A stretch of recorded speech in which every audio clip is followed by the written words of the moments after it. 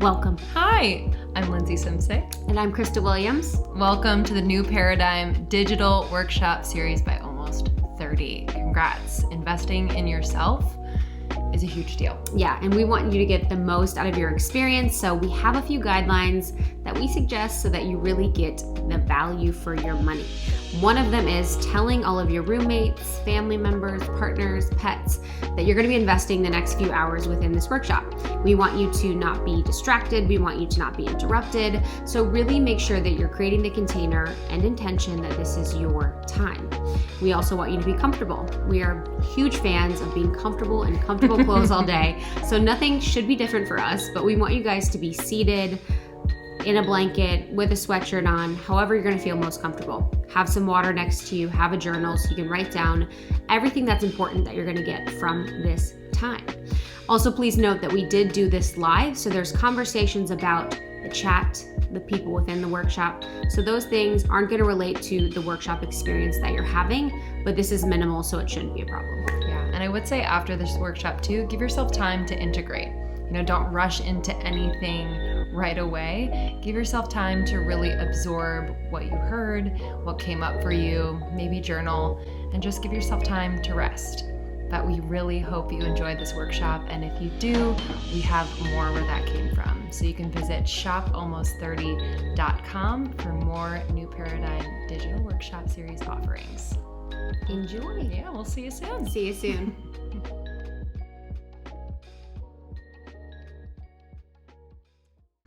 Hello, everyone. Welcome, welcome, welcome. So incredible to see you all here tonight. Just off the bat, I want to say if you do want to turn your video on, please feel welcome in a safe space, but obviously no pressure whatsoever. I'm in a dark cave. I'm in New York on East Coast time, but thank you all for joining, and we're so excited. I am Lindsay Simsick, and I'm joined by my co-host, Krista Williams of Almost 30. And we're just incredibly honored to welcome you to this really special New Paradigm workshop with Chinae Alexander and Dr. Holly Richmond. So we're going to have a little moment with y'all and just really ground down and go over some business and such. In the meantime, use that chat to introduce yourself and where you're joining from. Yeah, let's definitely get the chat going. Hi guys, I'm Krista Williams. I am in my wedding trial makeup right now, hilariously. So this is not my normal look, but I'm really excited to be here. I honestly could not think of a better workshop for the phase I am at in my life after this year, just really feeling like this conversation is going to help me. I'm so looking forward to hearing from you all. So just a little bit of background. So Almost 30 is a podcast Lindsay and I host and run. We had Chinae on a few weeks ago. We were also on Press Send, and we have amazing conversations like we did with Chinae, which are super raw, authentic, open-hearted, and hopefully inspirational. And we are running a New Paradigm series. So when everything went down with quarantine, Lindsay and I knew that we wanted to provide our community with tools, resources, workshops on things that they love when we're home more, we're on our computers more, we can't meet in person. So we wanted to create that beautiful container that we found we loved so much on tour for the past 2 years and have it online. So the New Paradigm Digital Workshop Series creates new paradigms in a bunch of different areas. So human design, astrology, anxiety, conscious intimacy. We seek to really just help change the way that we think about things so that we can live a more empowered life. And with this, we have a give back component. So each one of the New Paradigm Digital Workshop Series, including this one, gives a portion of the proceeds to charity. This one specifically, you all are supporting, is the New Mexico Community Foundation. It's Indigenous Peoples of New Mexico. So it supports them in New Mexico. We also have the Stray Cat Alliance. It supports animals in Los Angeles. And then we have the Loveland Foundation, which was founded by Rachel Cargill, who is incredible, all about anti-racism. So you guys are supporting all these things. We're going to have fun tonight. It's going to be amazing. I'm really looking forward to it. So we wanted to do this workshop with Chinae and Dr. Holly. It really just came to be in such a beautiful, beautiful way. When we had Chinae on the podcast and we recorded Press Send in the same day, it was a day when Lindsay and I felt truly grateful for the work that we do, that we could sit and have beautiful, deep conversations with amazing people like Chinae. Chinae is such a baller. She's such a G. She just is so professional, cool, smart, intentional, and just all the things that you guys see and love online, maybe times 100. So we knew we wanted to do something amazing with her. She's really inspired me to feel better in my skin, to really own my own body journey, which I do on the show. And then Dr. Holly came into the mix from Chinae, who suggested that we do a body acceptance and a body love workshop, but a 2.0 version, by taking it to the next level, by adding in the intimacy component, which really is so key and something I never thought of. But how we relate to our bodies is so related to how we relate to sex and intimacy. So we're going to be really digging into that tonight, which is going to be powerful.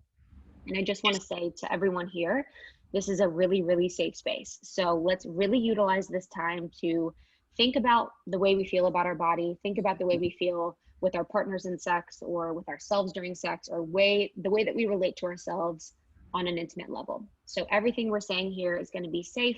You guys all can trust each other. We really believe in the community that Chinae has, the community that Dr. Holly has, our beautiful Almost 30 community. And we've always been blown away at the kindness, the support, the openness, the vulnerability that the people have. And we're really looking forward to continuing that during our workshop tonight. And just before we begin, I just wanted to go over a few pieces of business just in case you are not familiar with Zoom, which good for you if you're not during this time.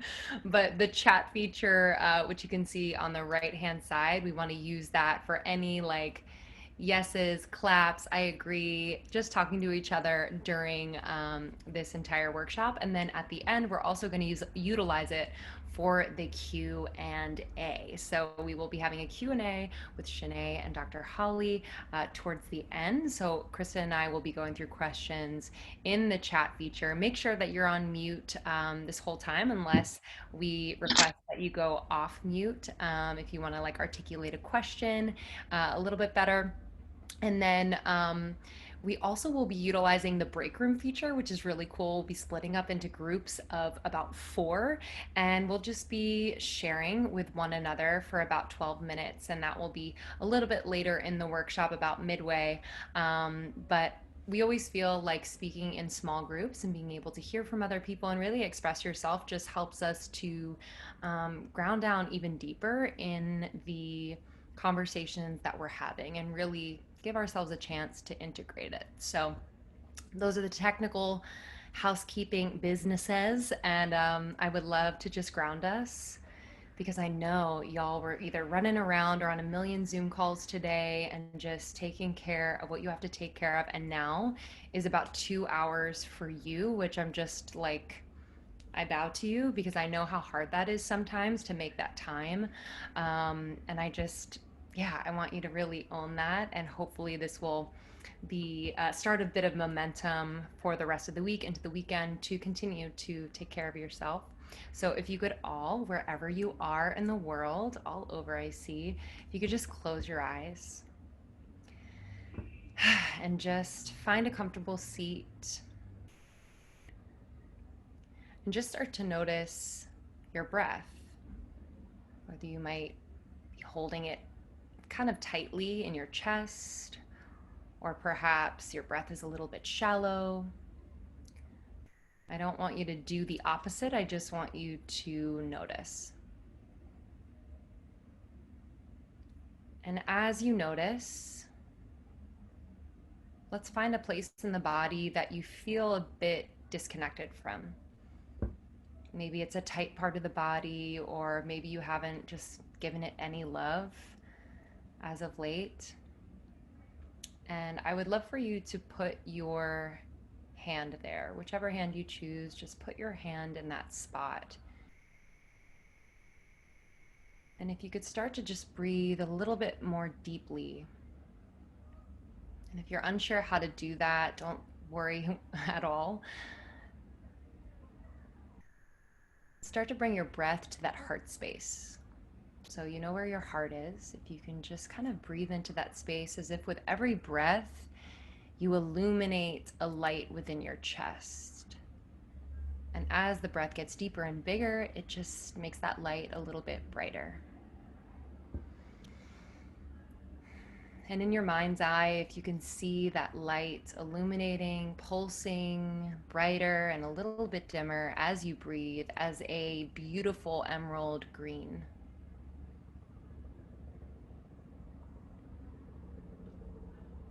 And if you can be in that beautiful light and just kind of take it in, and as you breathe from your heart space and give that place in your body a little bit more love and attention, just bring your awareness to the present moment. Your heart is open. You've chosen to show up for 2 hours for yourself, to go a bit deeper on parts of you that are incredibly important that maybe you don't give time or attention to like you would like to. And tonight is the night, with people from all over the world, with guides and experts who truly care about your well-being.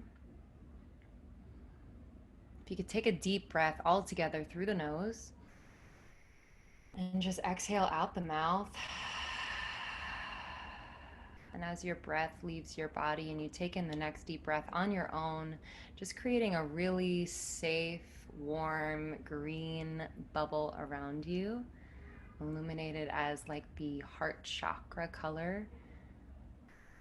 Trusting that opening your heart tonight, sharing honestly and openly, will be just that next step in whatever healing you are seeking.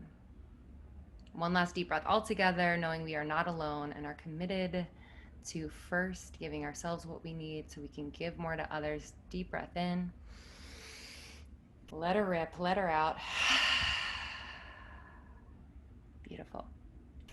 Gently open your eyes. We have arrived. Beautiful. All right. Beautiful.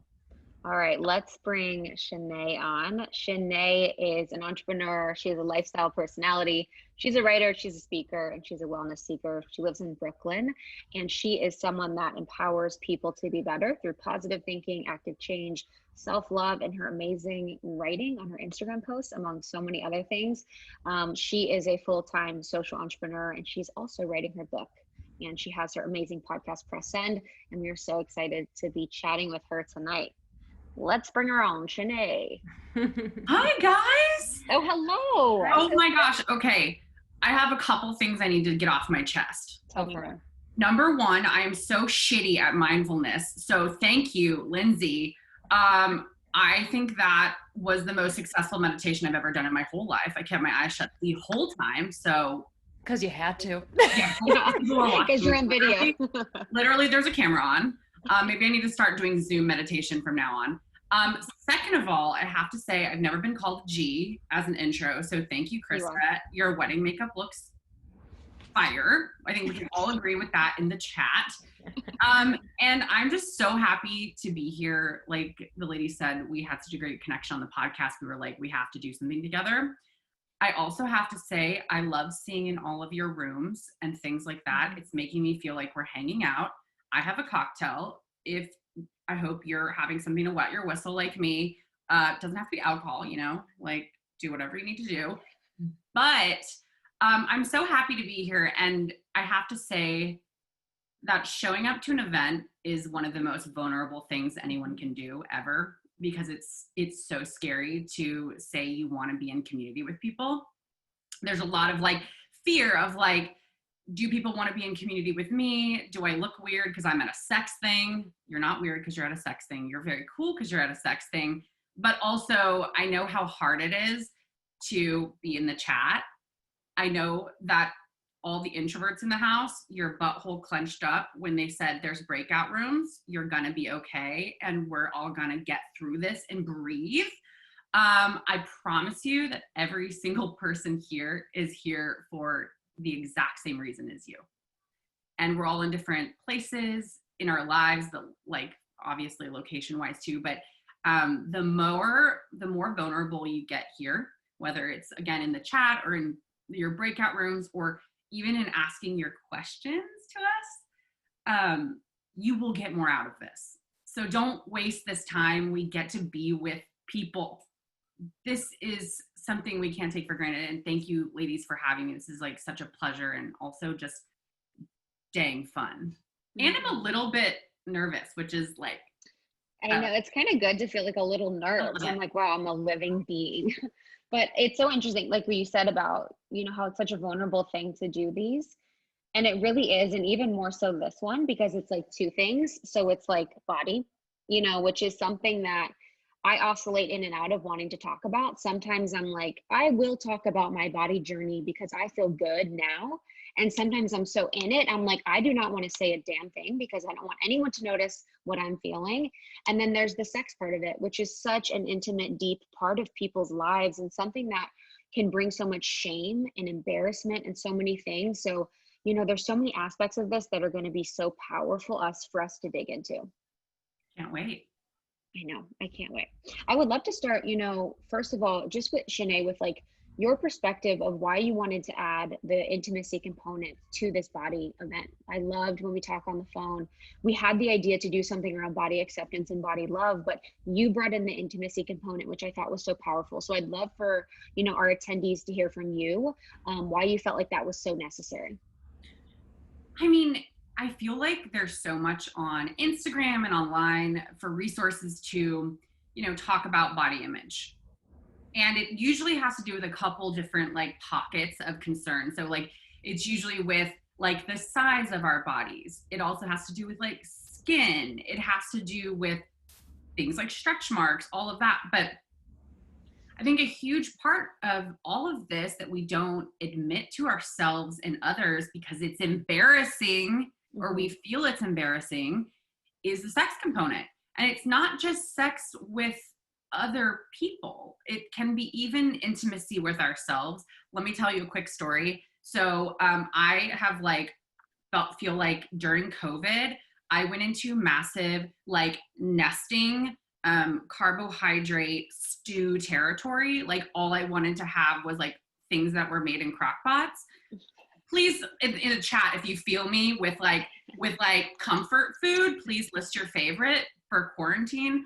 I also made the best chocolate chip cookies of my life. But what happened basically was I was like, wow. At one point I was masturbating and I kept my clothes on. Kept my pants on and covered up with a blanket because I felt so weird about how my body felt. Mm-hmm. And I was like, this is a problem. We talk about body image with, oh, I love my stretch marks, like my tiger stripes, whatever you want to say.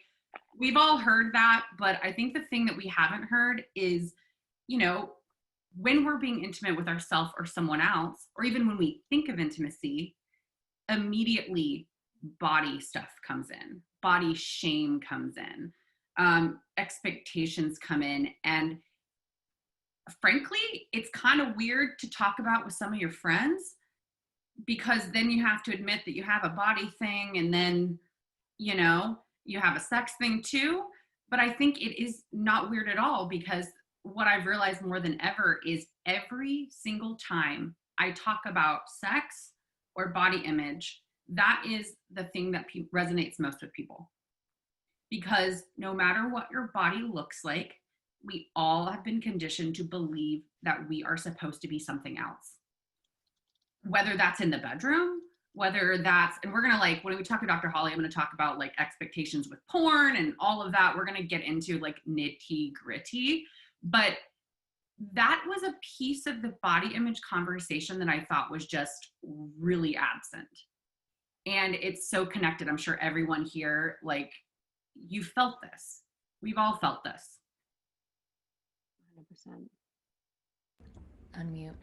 Yeah, Chinae, I'd love, for people that don't know your story, I know you share so intimately on your Instagram, but your journey before coming to this place of accepting your body. And I know we've talked, you still definitely have your moments and are still in process, but I think that you are to so many people what they strive to be in terms of their relationship with their body. So I would really love to give them the real of your evolution and your journey with your body. Yeah. So, God, I hope people don't strive to be me. I'm really still figuring it out along with everybody. But, um, you know, if we go back and my body image stuff, I don't want to just center on weight because body image can be about a lot of things. I posted about a hair loss or a hair growth vitamin, and so many people wrote me and they were like, because I'm trying to grow my hair out, but they were like, I'm having thinning with my hair. That's something that's really hard for me. Could you recommend something? So body image and our struggles with negativity surrounding our bodies touches everything. It could be a weird elbow. We don't know what's going on out there. So basically my story does surround around weight, and it's a unique story, I think, because, you know, society tells you that when you're the smallest you've ever been, the fittest you've ever been, you finally get there, you arrive. And they paint this arrival as this really happy, joyful place where there's no worry, there's no, you know, insecurity, and people like you. And what happened to me was the very opposite. So I started out around 225 pounds in high school and college. That weight gain was because I was having a really good time.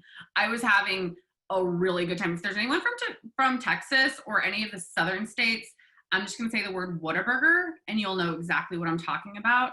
I was very into fourth meal. And that was like part of my identity. And so I was partying, I was having fun, I was really social. And so I ended up gaining weight.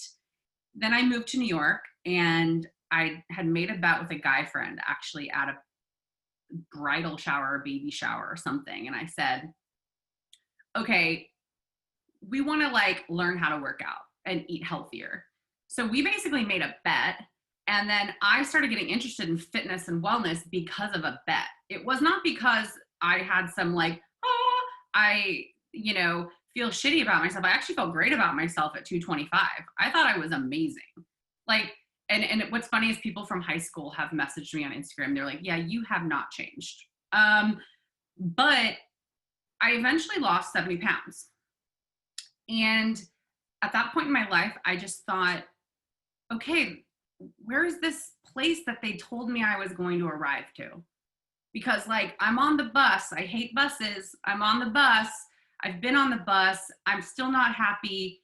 And now I'm even like, maybe I had occasional body image stuff when I was 225 pounds. And now it's constantly worrying about what other people think of me. Constantly, like one really sick thing is I would walk into like a party when we could go places, and I would legit wait for someone to say that I looked really good because I knew what that meant.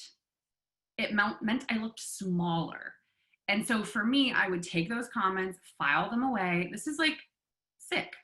File them away and use that as my motivation to keep going. And what I realized was I started to shift my entire identity away from me being perfectly happy with myself and enjoying my life to restriction, obsession with what other people thought of me. Just, I mean, so militant about my lifestyle. And then, you know, that party comes where you walk in and no one says anything. And you spiral, you know, and I realized, you know, even what people were saying on Instagram, oh my God, your arms are amazing. It was big Michelle Obama arms time at the moment. So everyone's like, ooh, Michelle Obama arms. And I was like, holy shit, I have Michelle Obama arms. I can never lose these. News, I don't have those anymore. I started to gain back weight, but not intentionally because of the weight. It was, I desired to get my sanity back. I desired to get my confidence back. I desired to start not feeling like other people's ideas of me were my own. And so that took a lot of work. And I'm here to tell you that if you have some goal, weight, look, thing that you want to get to, and you expect that that's going to bring you any level of joy, any level of security, that that's going to cure your body image issues, I'm here to say, unfortunately, probably not. Or it wasn't in my case. And so there's nothing wrong with becoming healthier. There's nothing wrong with losing weight if you choose to do that. But change has to come from a place of deep love and respect for yourself.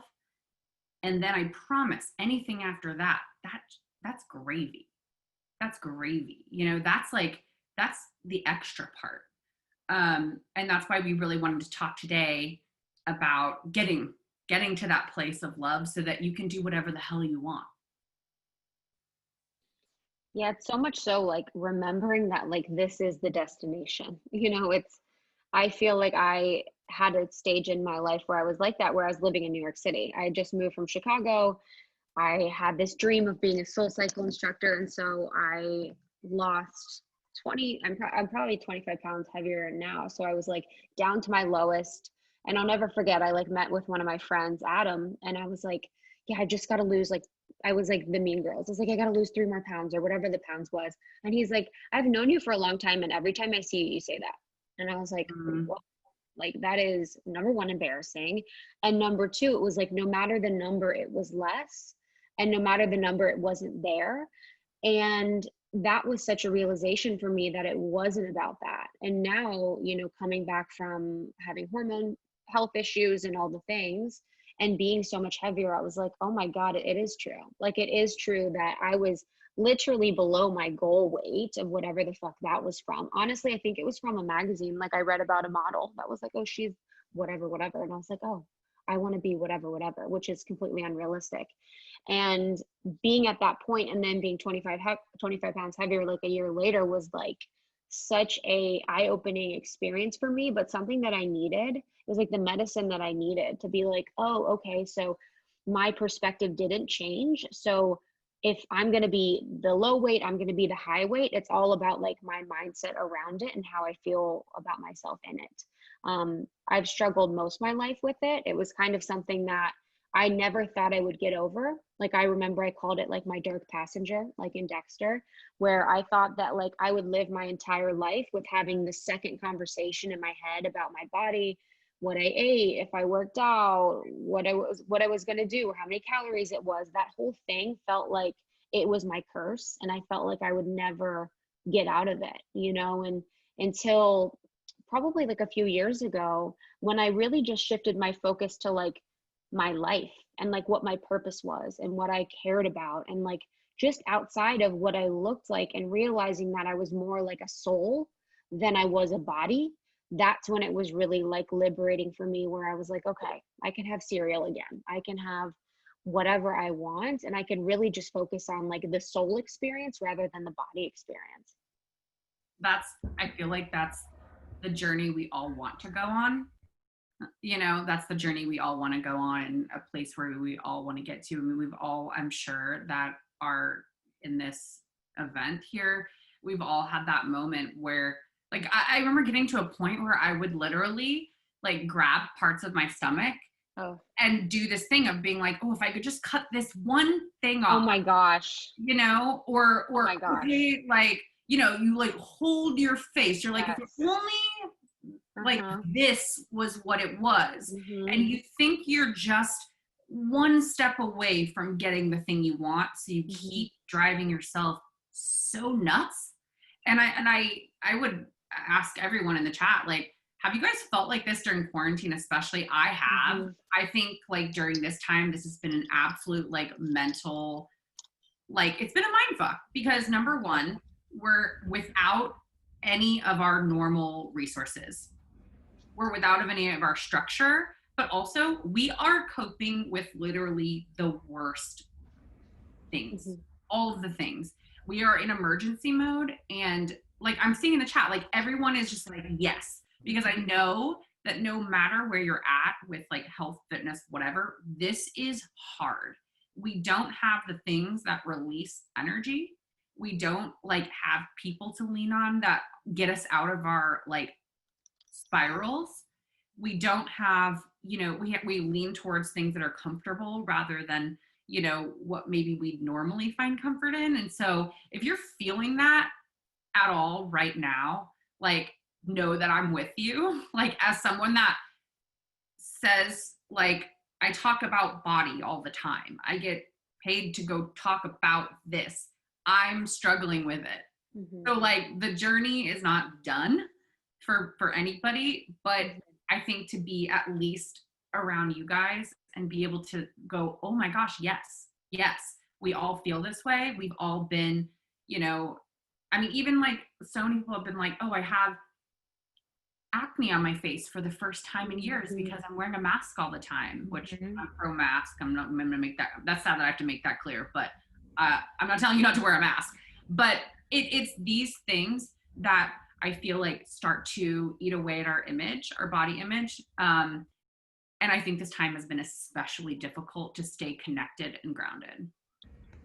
Yeah, and just to speak to, you know, another form of kind of being at odds with your body, I had really intense skin issues for quite some time, and I was always kind of expecting it and just feeling like I would never have clear skin and I would never know what it was like to not have to wear concealer or makeup. And yeah, it was just a, it's weird to say, but like when what is on your face is like you think it's the only thing people are seeing, which you can apply to any um, form of this of of of this feeling around our bodies, where you feel like it's the only thing that people are looking at.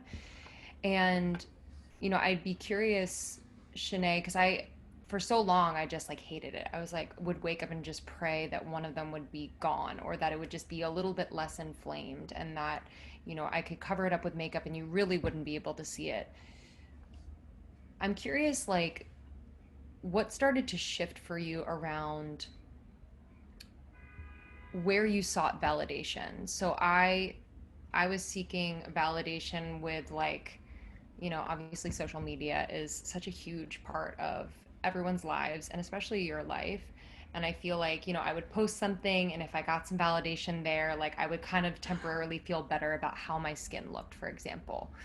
But I'm curious, like, what that's been like for you and what the shift has been between having other people validate you and you really validating yourself first. I think for me, it's funny because I was getting all that validation from other people actually, like when I didn't have as much of a social media, I wasn't doing this as a job. So what was interesting was like social media actually like wasn't the thing that messed me up. I'm sure a lot of us, it is the thing that messes us up or at least contributes to it, which we will talk about because that is, woo! I mean, I purposely turned off my face blurring on here and I encourage all of you to do the same if you're on video, just as a fucking practice, because you're great the way you are. But instead of getting validation around other people, this is what I always say about body confidence versus positivity. So positivity, body positivity, I'm sure all of you have heard of this term, and it's rampant and it's fine. Like no shade to anyone that wants to say body positivity, like go do it. I'm happy for you. Like, hey, if you can be positive about your body all the time, that's very cool. I personally cannot. So for me, that term was just not a good fit. And so I kind of reframed that in my head to body confidence. There's also a lot of people that talk about body neutrality on Instagram and just in the world, because Instagram is not the world. But what is amazing about that is we don't get the layer of shame on top of shame. So we don't get the shame of, I don't meet society's expectations. I don't meet my husband's expectations. I don't look like my friends. I look like the like dumpy one, whatever you want to say. We don't get that shame. And then the added layer of shame that we don't feel positive enough about ourselves. And I think that's what I remember starting out on Instagram and I was like big proponent of the body positive movement. Cause I'm like, yeah, that's good, right? It's good to feel positive about our bodies. Sure, we should strive for that. But then I was met with getting up in the morning and having negative thoughts. And I was like, okay, this makes me a bad body positive person. I'm bad at body positivity. And I'm like, wait, why the fuck am I feeling bad about this thing that's made up? Like, this is not realistic. So that's why I err on the side of body acceptance, body confidence. And I would encourage you all to maybe think about this as you go about your days. But where I wanted to get was to a place where I thought about my body less. Negative thoughts are fine. Positive thoughts are fine. Less thoughts in general would be great. Wouldn't you like to get up in the morning and not immediately lift up your shirt to see what your stomach looks like? Wouldn't you like to have a big meal and not immediately think, am I going to be bloated? Wouldn't you like to wear your damn mask because you're protecting society and not be concerned if you have a pimple or something? Like, and if and even allowing yourself to have those insecurities, but then being able to release them quickly with speed and with fucking vigor is so important. And so for me, how I became more body confident and more body accepting rather than positive was that started to say, what makes me think about my body less? Well, okay. Filling up my time and my energy with people that build me up. Recognizing the things that I'm really good at and pouring myself into that. Get a hobby, and not one you have to monetize. You don't have to become an Etsy seller, everyone. You can just like pottery. But also, I think for me, it was, okay, what takes me away from that like confident mindset and what brings me closer in? How do I do more of that? How do I do more of that one? So for me, one of the things was mindless scrolling on Instagram. And I know I'm like, this is like not great for my job security, but whatever. But mindless scrolling on Instagram, I realized I was boredom scrolling, and I finally got to the people that I was like starting to compare myself to. So how do I shift that? It doesn't mean you don't have to look at Instagram. It means, how do I check in with the people on Instagram that make me feel better about myself? How do I check in with people that give me information, give me laughter, give me joy? Same with like hobbies, relationships, all of that. Who are the friends in my life that make me feel lifted? Who are the people that are toxic? Who are the people that feel like weight? How do I spend more time with those other people? And I know all of this doesn't necessarily feel connected to your body, but I promise you, when your overall confidence about who you are is elevated, your confidence with your body will be too, because you don't have the time to be sitting around so concerned that Chinese food makes you bloated. You just don't. Yes, 100%. The checking out your stomach every morning thing, I think everyone feels that. Like, never had a flat stomach, so I don't know why I keep checking.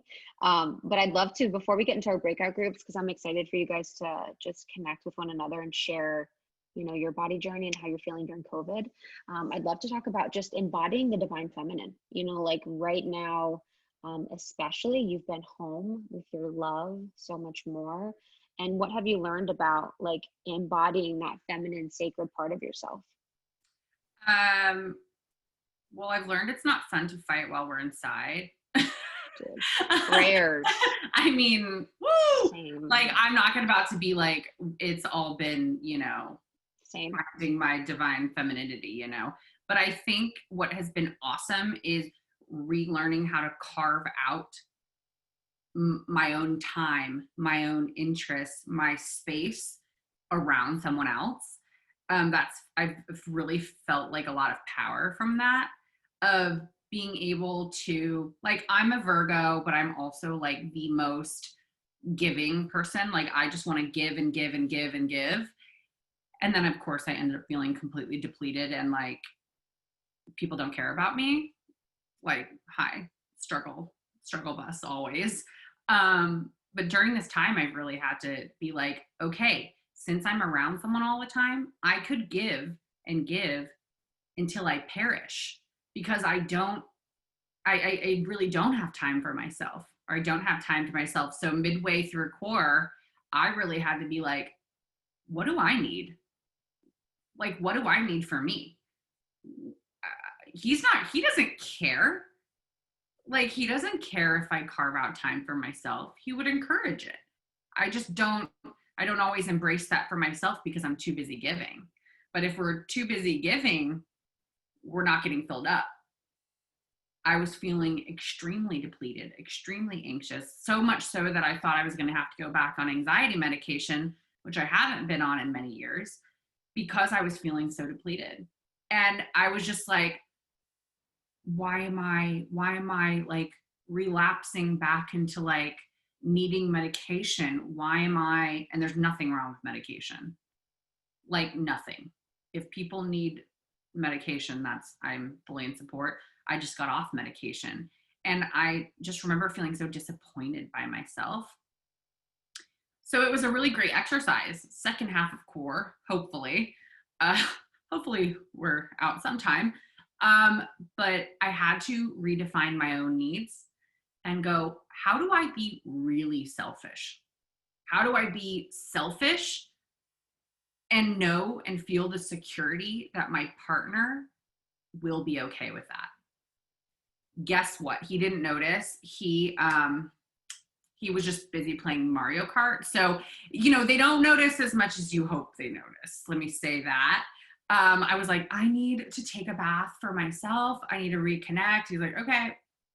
I'm like, do you miss me? but truly, like, and you have time now. If you're stuck in that cycle of not feeling like connected to yourself, you can press like stop button on like bullshit, and you can restart this journey. You can restart all of this. And I think too, just on that, on that piece of taking time for yourself, I do think that it creates, and I'm sure you'll talk about this with Dr. Holly, but it creates kind of like this interesting attraction when you're like, yeah. I'm gonna go do something by myself, whether it's maybe in the same space and you're like reading and taking the time on the couch and being comfy and reading by yourself and not feeling like the need to kind of always be connected. It does create this interesting like polarity that really adds, I think, a little spice. Or you could be like, I just put on a new pair of sweatpants. What do you think, baby? What do you think about old grays today? Like, literally, that was me. I was like, Literally. Did you notice that I changed my pants? Literally. You're like, do you like Old Navy? Yeah. Like, these are airy. And I was like, but I do think one big thing, if anyone's in a relationship and like stuck inside, and it looks like we're going to be a little bit more inside for a little longer, it was really important for me to also create dates and moments that were special. And I think even if you're single, it is important right now that you also create dates for yourself. This is one of them. Like, what we're doing right now, this is a fucking date. Y'all didn't know. We're also taking our clothes off at the end. Just kidding. We're not. It's not getting that sexy, but it might. There's like what if there was like a conscious intimacy after dark and we like really got into it? We don't know. You have to pay extra for that portion of the date. But truly, you can date yourself. And like, I think one thing that has really ignited something with my partner and I is we've been planning little dates for each other, but I also plan them for me. I love that. All right, we're gonna hop into our breakout rooms. I think that was a perfect way to kind of end this portion. Thank you, Chinae. We have just some prompts to get you going. You're going to be in the room with about 3 other people. We'd love for you to share briefly about where you are in your body journey. Obviously, whatever you're comfortable with sharing, and no pressure to share whatsoever. And then 2, how has your relationship with your body changed while, in quarantine during COVID? I'm sure you will relate heavily to the other people in the group. So give me one moment. I'm going to put it in the chat so you don't forget. And let me just say, Lindsay's going to be the nice one and say, like, only answer what you want. But I promise you, again, the more vulnerable you are. You don't know these people. It's a screen. You're never going to see this person. Like, I promise you, the more that you share, the more you will get out of this experience. I love it. And I'll just say this out loud for Dr. Holly and Chinae. Once you're like in a group, you can just go back to the main page and just wait there because technology, y'all. All right. Let's give me 1 second. Here we go. This is so high tech. This is crazy, and I can't believe I'm doing this It's by real myself. stressful. Like, honestly, I'm so in Holy awe. shnikes. Like, We're going to do a tech workshop after this next time because this is amazing. Okay. Let's do it.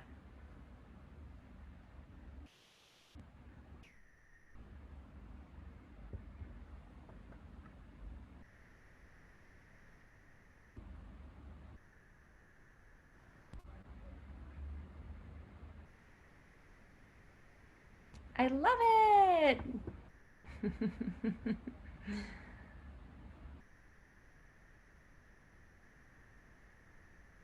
Hi, y'all.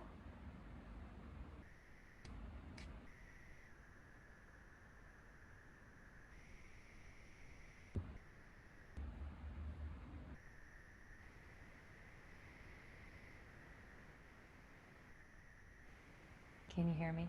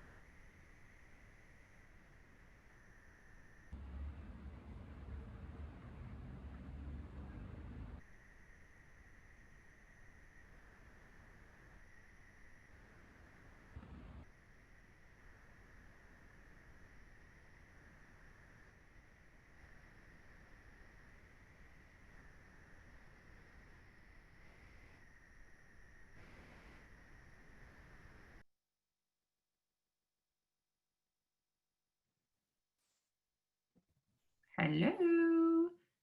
Oh, maybe we're the only ones in here. Hi, y'all. This is Maggie. Oh, you're like a little creepy ghost that just. Hi, Dr. Holly. I figured I'd put you both in the same room. Yeah. Loved it. I was like, I think we're supposed to go back to the main room, but I wasn't positive. Yeah, we will. We'll give them another like 6-7 minutes. Okay, cool. How do you think it's going? So good. I love it. Everyone's like, I love the chat because you just get like people like engaged, and that's kind of how you can take the temperature. And they're vibing so hard. You're incredible. It's Yeah, so good. I only have it so I can really see just like a few people on the top. Because I'm like, I don't need to see everyone. I don't need to see like a stadium. It's like during a live when there's just like riffraff. I hate doing live. I know. I mean, I think they have a place, but I don't like doing them because I find the comments really distracting unless they're really targeted. like even if they're fine questions, sometimes I'm like, okay, but this is just distracting because I'm now reading this question and thinking about this. Oh, completely. That's why, like, if you ever do a live, just ask them to turn the comments off. Oh wait, I didn't even know you could do that. Yeah, it's much easier to follow. Yeah. Huh? Because I would also like to pin like a subject, but I can never figure out how to do it. Anyway, I need a technology lesson from you, and I We'll give cannot. you a 101. I mean, truly, and I also, please. yeah, Holly too. We're gonna do it together. But also, I can't believe that like that this technology with like breakout rooms and then coming back, it's like wow. It's wild. I know. I love it. I think it's breakout rooms are really key for these, Yeah, especially for this one. I'm really grateful that we I are. wish we could go like I wish you could like spy on what's going on. I can. Actually, you might be able to too as a co-host. Let me see. Let me click on breakout rooms. Oh no. No? I hope that like there's not just like one person in one just like No. Oh, you mean oh. No, I'm sure honestly you'd be surprised. It's crazy. When we do these things, people are like ready. It's okay, really good. sweet. It's Okay, really, that really makes me sweet. happy. I know there's like little introverts that are probably like, oh my gosh. But it's like a really safe space for them to just share a little bit and like see how that feels. Yeah. So yeah, I Okay. completely agree. How are you feeling, Dr. Holly? I'm good. And I'm like, for the last 3 Tuesdays, I've taught a mindful sex course, but I literally, it was a webinar, but I couldn't see anybody. No one could talk to me. So I literally just talked to myself for an hour. I hated it. Like, It's so hard. it was so hard. Like they could chat questions to me, but still like, Yeah, it's hard not to hear people like laugh, and it's really Right. hard not to be on camera with someone else so you can like bounce it off. I don't want to do that again. I just, Yeah. torture. Even this, it's sometimes hard whenever you like are saying something, you're trying to joke and you don't know if people actually like think you're funny or everyone is thinking That's why like this. That's why I unmute to laugh. I'm admitting people into the meetings. Oh wait, I think, Yeah, there we go. I know Dingo's like jumping up here. All right, so we're gonna bring everyone back. I'll give it one more minute. Hi, Alexandra, who just joined. We're just finishing up a breakout room, and we'll have the whole crew join us in just a moment. You're not just here alone with us, Alexandra. Just the three of us. Dang it! I was hoping this was like a VIP ticket. Total VIP. Ask us anything, Alexandra. This is where you can really get the personal advice. Get the juice. You can also see my cute pup. He is just so delicious. He's an angel. So snuggly. Honestly, just like having a dog during this time has been so therapeutic. I'm I like, can imagine. we tried to get another dog during this time, but there were just like not that many adoptable dogs anymore because everyone adopted all of them, which is I know, which is so great. yeah. I'm like the fact that there's like no dogs to take. I'm okay with that. Buddy. We'll let them back in 1 minute, and then I will introduce Dr. Holly and Chinae. I'll let you take it away. Great. Hold on one sec.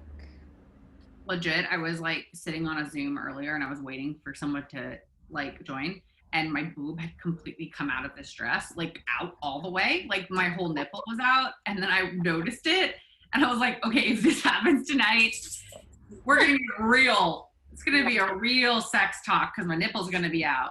Again, VIP. I mean, Alexandra. Definitely have to pay extra. Truly VIP. Okay.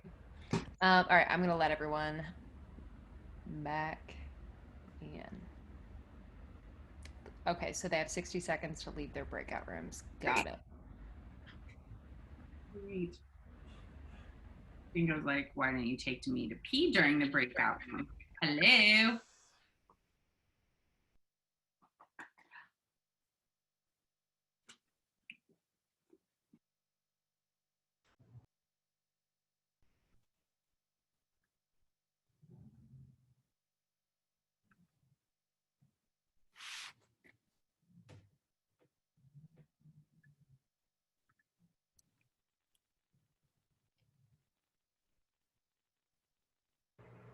I like friends hanging out. Rachel, Yeah. you and your friend hanging out. That's cute. All right, welcome back, everybody. Slowly but surely, everyone's coming back. About 4 more seconds. Perfect. Welcome back, everyone. I'd love to know in the chat how that was. Is it Hopefully cool? you felt seen and it felt good to kind of just talk openly about how you've been feeling and where you are in your journey. I think some of my most healing moments related to my body have been in conversation with other people, feeling safe to share and just knowing that I'm not alone. So glad we got to do that. Perfect. Aw, felt like you were talking to friends. It was awesome, amazing, so good. Oh, I love it. Just make sure everyone's on mute. One of those Zoom technicalities, but welcome back, everyone. Incredibly excited about this portion of the workshop. Chinae Alexander will be having a conversation with her couples sex therapist, Dr. Holly Richmond. If you didn't catch the live with myself and Dr. Holly on Almost 30, please check it out. I loved talking to Dr. Holly. And we kind of like skimmed the surface on what we're going to go into tonight, which was so incredible.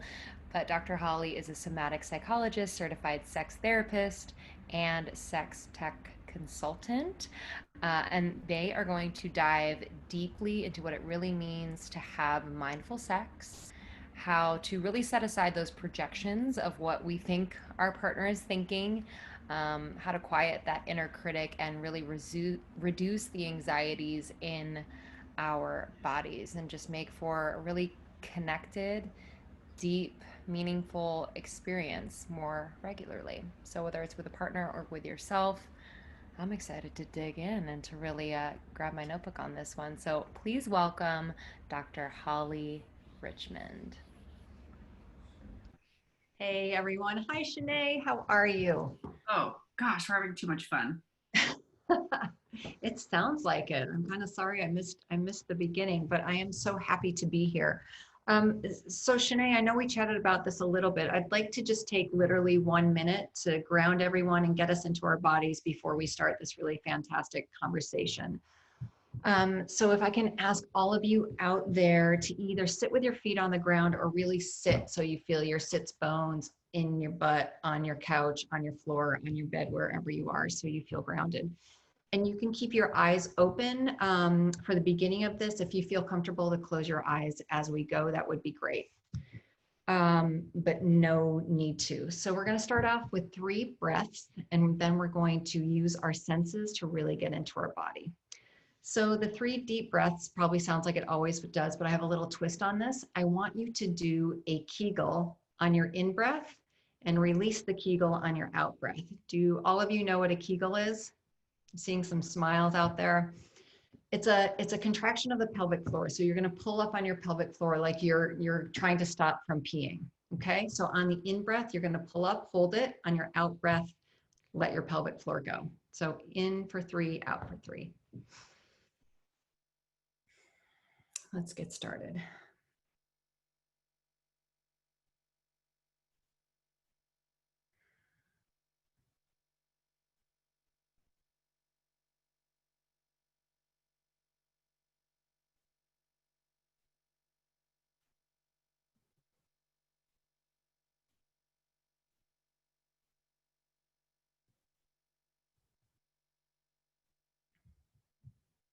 Beautiful. I'm going to have you open your eyes at this point. And that's really just to help us sense our own eroticism, that pelvic floor, again, to help us get out of our head and into our bodies. So now we're going to start with our senses. I want you to look around your room and identify 5 things you can see. So literally, I see my light ring. I see a brown chair. So you're going to identify 5 things you can see.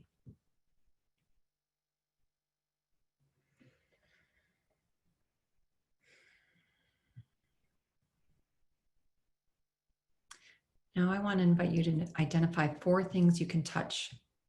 So I can touch my dress, I can touch my desk.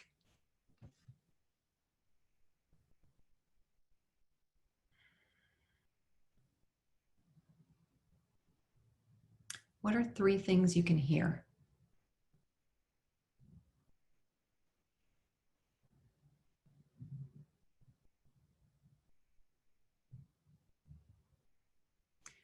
Two things you can taste.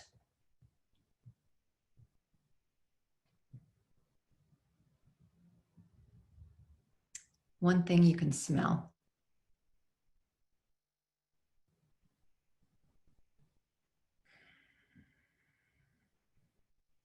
When you use your body as a resource to be present, we take ourselves out of all of this. You can't do 2 things at once. So when you use your senses to ground yourself in the present moment, you're not in the guilt or thoughts about the past, and you're not in the anxiety about the future. You're right here, right now.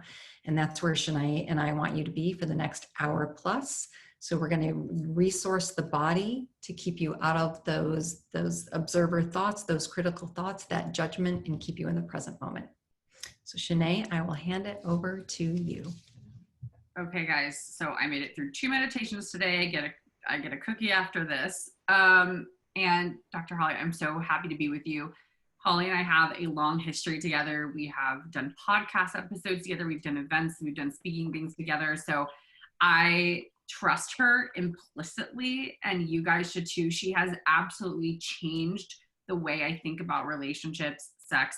She's an incredible therapist, but also just like cool. Like I don't feel judged by you ever. And so this is a judgment-free zone. Obviously, you know, everyone talking about sex is like, but we secretly all want to talk about it, but we're all like, oh God, what are we going to, I already had to do a Kegel on camera. You know, what else are we going to have to do? I already had to clench my pussy today. So, you know, that was my first Kegel of the day. So God bless you, Dr. Holly. I have some questions for you, but then in the chat, that is for you guys asking questions for Dr. Holly and I. We're going to be taking some group questions at the end. So please use it as it comes up. Don't be embarrassed. Nothing you're going to ask is, number 1, going to be embarrassing. Number 2, no one here cares. Like no one's going to judge you for a question. There are no dumb questions. Trust me, if there's a dumb question, I've asked it to Dr. Holly previously. So do not fret.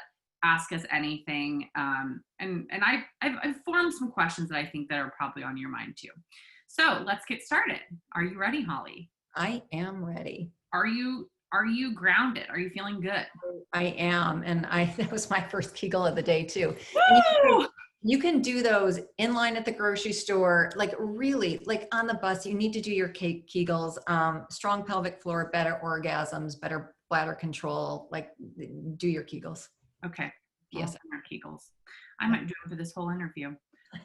So let's start here. Also, the dog is in the room. So if you hear like sleigh bells, it's a small Aussie doodle, not a reindeer. All right. So since we did a mindfulness exercise, how do you think that mindfulness actually plays a part in our sex lives? Because I haven't thought of that much actually. So how do you think those things are connected, or how can we use it as a tool? Absolutely. So I define mindfulness as a practice in presence without judgment. So again, like I said before, when we're looking at the past, that tends to be where depression lives. And if we're projecting into the future, that's where anxiety lives. So being present is where we have the most full experiences, the most pleasurable experiences. And that's obviously the point of having sex, is to sink into pleasure and connection. So really, mindful sex is a practice in erotic presence without judgment. And that without judgment piece is the part that we're going to get into as we go. Again, that critical observer. How do we just let her go, tell her to go somewhere else while we're having sex? So, okay, we're about to have sex. I mean, not like you and me, but like whoever, either by myself or with someone else. We haven't crossed that bridge yet anyway. So when we're wanting to be more mindful and being more present, are there things, like, do you have things that you personally do to get you in that headspace? Or what can we do? Like, okay, oh shit, we're about to have sex, or we're feeling like we want to be, you know, connecting with someone else in that way or ourselves in that way. What are some things that people can do to be more mindful and be more present? Absolutely. So the first is where we just started, is with your senses. So use those when you are creating your space to have sex. I want you to think about that before you're just like, let's flop on the bed and there's dirty laundry and the television's on, something like that. Candles for smell, sheets that you love to feel, an environment that you want to look at, a glass of wine that you love to taste. Use all of your senses to create the environment first. And then, I mean, Chinae, I have a list of these. So do you want me to just kind of go for it? I mean, I feel like, let us know in the chat, but yeah, I mean, you don't have to give us 150, but I mean, all of us are like, candles, check. I'm like, let me just go to Home Goods for a minute. And like, I don't think pumpkin spice is like the way to get you to like a pleasurable zone, but maybe if it is for me at least. So maybe I'm gonna light my pumpkin spice candle, but what else should we be doing?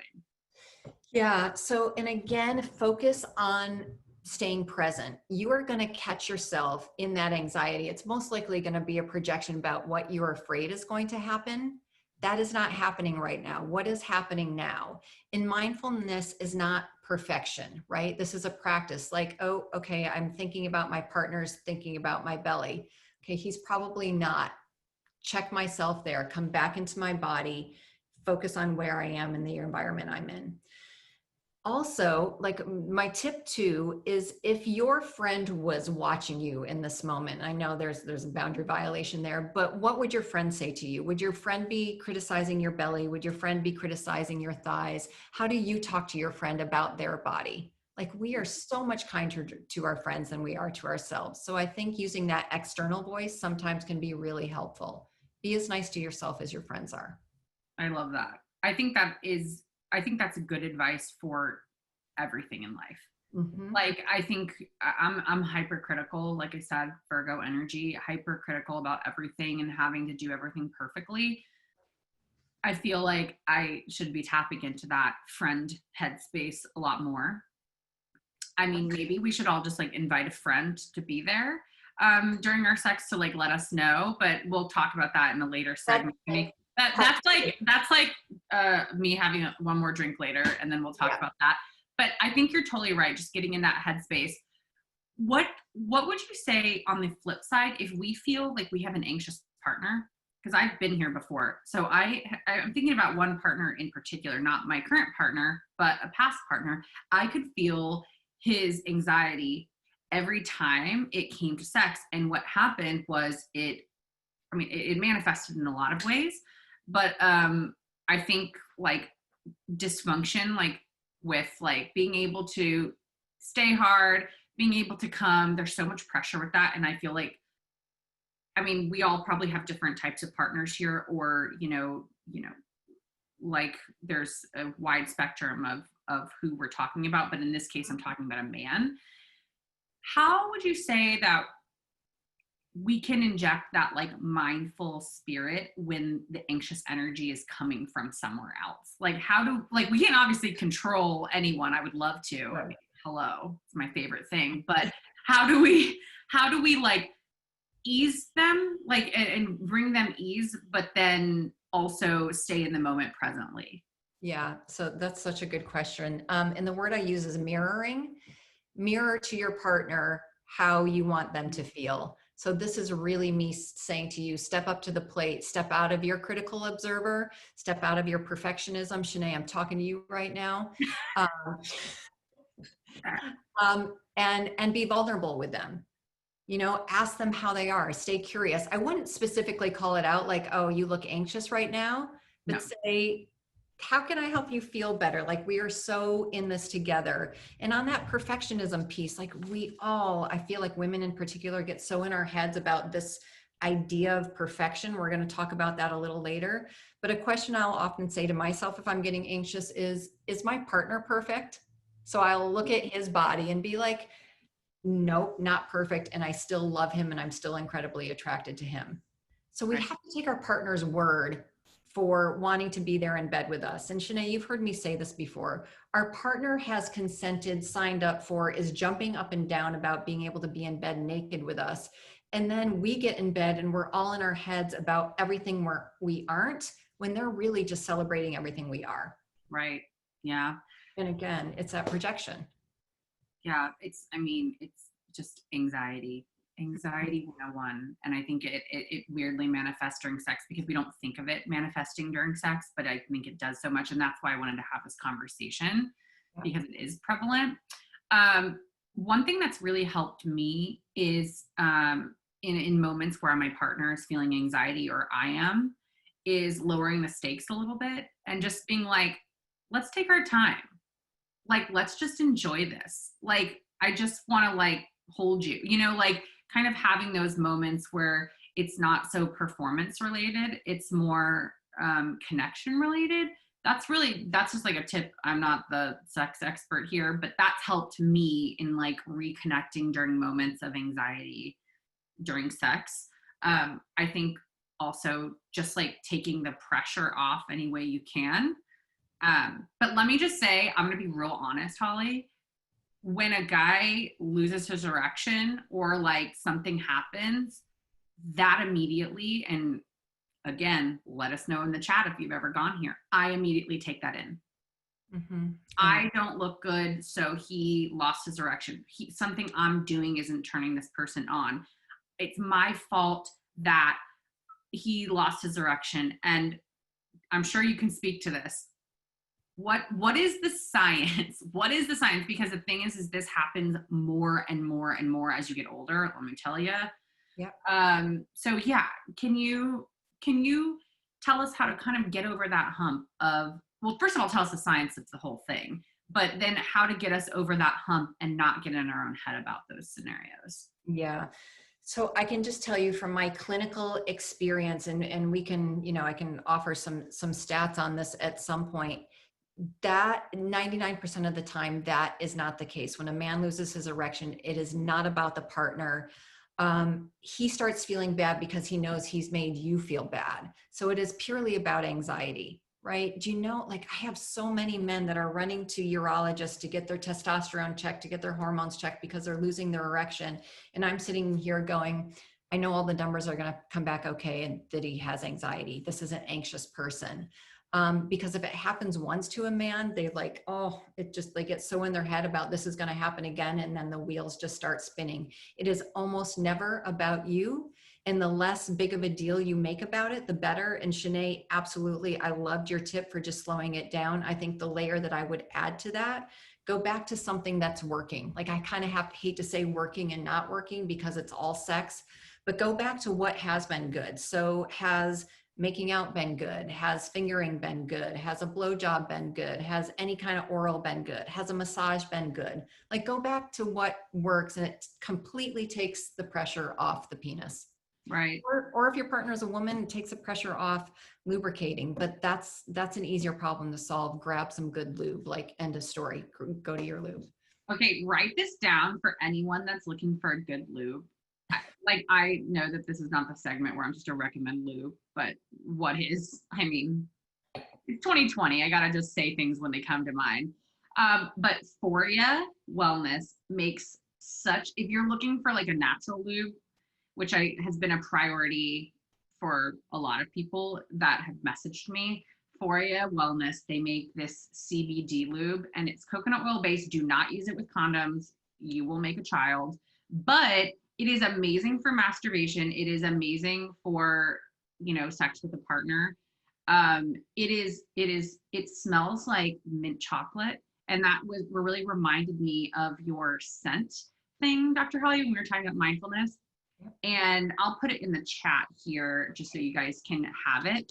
But it is amazing. It's called their arousal oil. And the smell always turns us on. So if you can start to associate smells like that, not just my pumpkin spice candle, very helpful. Again, repeat, do not use with a condom. But it's great. So if you're looking for, it's not I don't get a sponsored thing. I just buy it. But it's great. Also, I want to just quickly talk about one thing with body shame that I think a lot of women carry, and I want to mention it because we're talking about lube. Can we talk about the fact that everyone fucking thinks they're supposed to be wet all the time, like a slip and slide? And the fact that like, that is not what's happening. Like I'm dry as a bone 80% of the time, literally dry as a bone. If you try to put something in me, it's like, it's going to chafe. But this is something that I feel like women feel weird about. They feel self-conscious, like I'm not aroused enough. And then their partners might get weird about it. Can you explain this? Because I'm not an expert, but you are, and I think it's better coming from you. Every body is different, like literally every body. Chinae, it depends on what supplements you're taking. It would depend on if you're on blood pressure medicine, antidepressants, anything, and just how you are wired. So the sad part of this is I have women who are too dry that are feeling horrible about it. And then on the other hand, I have women who are like, I get so wet when I'm turned on. It's disgusting and the sheets are soaked and I'm so embarrassed and I hate this about myself. How do I stop getting so wet? Oh, like we just like, it's all normal. It's all good. Can we just be happy? And I feel like it's in the same container as body image, right? Like there's no, and Chinae, you can speak to this. Even if there's a goal out there, you reach the goal and well, Mel, you know, that goal, it doesn't work anymore. So with lubrication, I promise there's no perfect. There's just where you are. Work with what you have. You can buy lube if you're too dry. You can use a washcloth if you feel too wet, or you know, get another sheet or a towel. There are solutions for this. Yeah. Let me just say, I always felt really shy about bringing out lube because I thought it meant that I wasn't okay or something, or like my partner couldn't get me there. It is so funny. Now, like the other day, Craig and I were literally driving. Craig's my boyfriend. I'm not assuming that we're all best friends here and we all like hang out all the time, but we were driving in the car and he goes, out of the blue, two things have happened this week. One, he's like, I love those felt things that go between the pots and pans so they don't clank. I'm like, okay, weird. But the second thing he said was, you know what I really like? I really like lube, and I've never used it before with anybody else. And it makes this experience so much better for everybody. And I was like, wow, that was an observation from you. And I was like, this is about that anxiety and projection. The thing that I felt self-conscious about actually added a layer to our sex life that he appreciates just as much as I do. And because I let my fear of looking weird or looking like I wasn't enough, I pushed it out of the way, and it actually like really paid off in such a way that like my partner's enjoying sex more. So I would just say, like, if anybody feels weird about this topic, like try it, and it has nothing to do with you. Okay, so since I've gotten to one of our questions, all right, let's go on. Yeah. No, we could chat all night. The guys, this might go till midnight. Just kidding. So with clients and in your own experience, what are the biggest pitfalls when people kind of get in their own heads about their bodies during sex? Like what are like common things that people get in their own head about? Yeah, so I'll have women say, I can't be on top because my partner will see my belly or my boobs. One is one size and one's a different size. I can't do that. I can't do it from behind because I don't like my thighs. Like it is just this script that limits sex down to I can only be on my back in the dark with the sheets up. I have clients that are like, I have to have something covering my belly if my partner's going down on me. It is just this limiting script of what sex can be. And again, it's that critical observer. And it's not until the couples are in session with me that we can, like the person can finally bring up about their thighs or their butt, and their partner 99% of the time is like, oh my God, I love that about you. Or I swear to God, most guys are like, what? Like, what are you, what big butt? Like, I don't even know what you're talking about. Or they like that big butt. You know what I'm saying? Right. Oh my God. They love the big butt. But I swear, guys, like what we see and we're so scared to bring up, they literally don't know what we're talking about. They've never thought about it. I love that you brought up earlier, just the putting yourself also in your partner's shoes. Like we don't, whether you're with like whoever, whatever, you know, whether you're by yourself or with someone else, you don't sit there and criticize the other person, like in your own head during sex. Like you don't do that. We don't do that. That's like a strange thing to focus on. And so the fact that they would be doing it back to us is just like, when you really think about it, you're like, huh, yeah, no, that person doesn't notice anything. Right. Like, I mean, let me tell you, I did an experiment with Craig. I did not change his towel out in the bathroom. And let me just say, I finally told him on month 3 that he'd been using the same towel and he hadn't noticed. So if you think they're thinking about your stomach, they're not. They're not thinking about that. Also, I feel like with the positioning thing, I want to get into that because I feel like this is something, again, let us know in the chat your most scary position. My most scary position for my body image is doggy style. So at one point, doggy style, like having someone touch your stomach when you're leaned over, or your boobs are like weird cone shapes because you're like inverted. The feeling of someone maybe touching your stomach when you're in that like soft belly position, like, talk about taking you out of it. Talk about like shutting down. It happened to me like probably 6 months ago, and I shut down. I cried. I was like, oh, and Craig was like, what? Like, what are you talking about? I'm like, you touched my stomach, and like, and he was like, I did not notice. I don't know. And I was just like, wow, that really ruined my whole experience with my partner. And then I added this layer of worry that just didn't exist. I feel like I hear a lot from the podcast that being on top for women, and I'm seeing also in the chat, is something that is hard to get over. You're like, am I crushing them? What do I look like? How are people perceiving me? Can you tell me, like, because I'm now a fully on top girl. I like don't do missionary sex, not because I look down on it, just because it doesn't feel that great to me. Good. What positions can we try that might inject a little spice into our life that, and I'm not saying that, I don't want to say positions that make us feel comfortable with our body, but like where can we dare? Where can we go? What are some things that we could try that might be like empowering to us? I have the most risky position for you. Are you ready for it? Ooh, okay, we're all gonna do it. If you don't have a partner, like note it. A position where you can maintain eye contact for at least 2 minutes while your partner is inside you or having sex with you. So that's anything. That is anything. And you guys, you're like, oh, that's disappointing. I wanted her to give me a crazy position. Maintain eye contact with your partner for an extended period of time. The next time you guys are having sex, your mind is going to be blown. Just try it. Just try it. I'm like scared and excited. Anybody else? It's really hard, and it sounds easy. It is sex 2.0 for sure. But the level of connection, the level of vulnerability, empathy, you get out of your head. Like if you like Chinae, I'm looking at you right now. If you can just sink into someone else and let yourself go and be with your pleasure, having an orgasm, that's the most out of control you can possibly be. Le petit mort, the little death. Go with it. Can you imagine just giving yourself to someone else, giving yourself to your body, and not having all of that shit swirling around in your head about everything we've been talking about for the last few minutes? Okay, that sounds like really hot.